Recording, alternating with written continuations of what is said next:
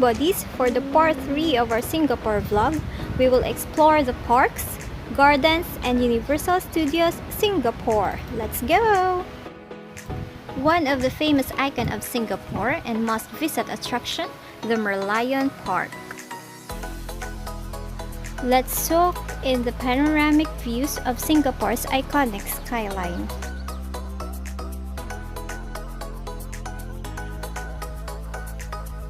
Let's marvel at the city's popular attractions like Gardens by the Bay and see the sculptures of the Super Tree Grove. Okay, we are here in Marina Bay's Funds Observation Deck. So, bawal dito ang may phobia sa heights.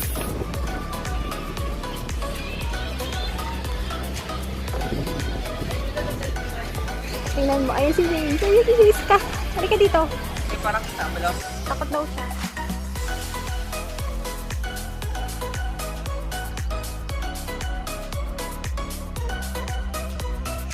Unwind, enjoy, and immerse in its nature-themed complex.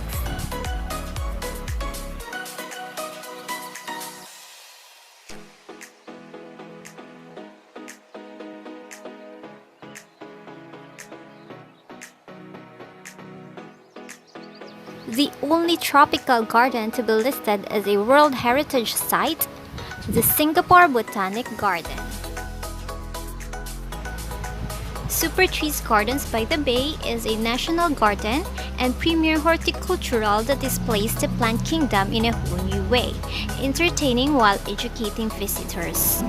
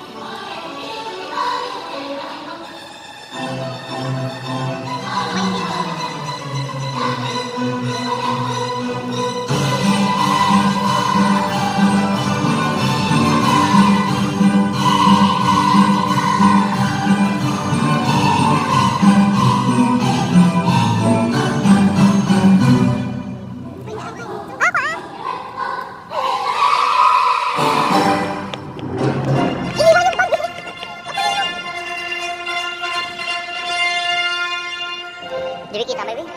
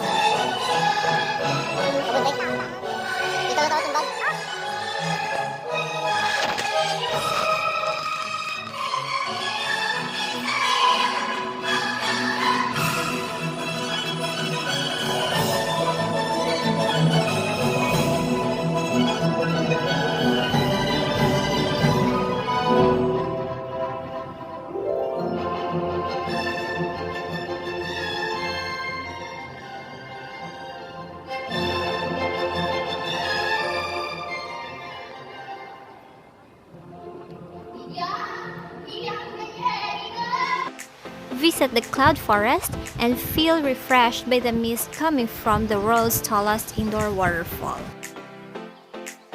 Let's roam around the flower dome to see the 1,000-year-old olive trees, giant baobabs, and a wide range of exotic plants.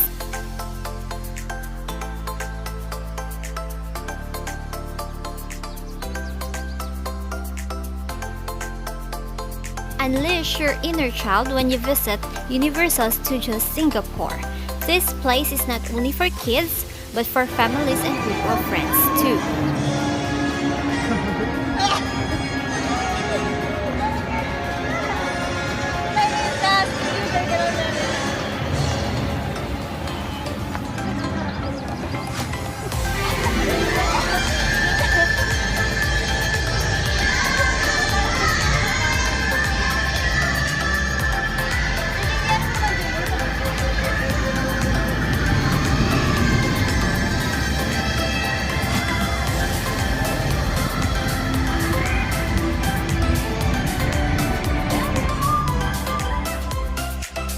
Water World is one of the activities in USS you shouldn't miss.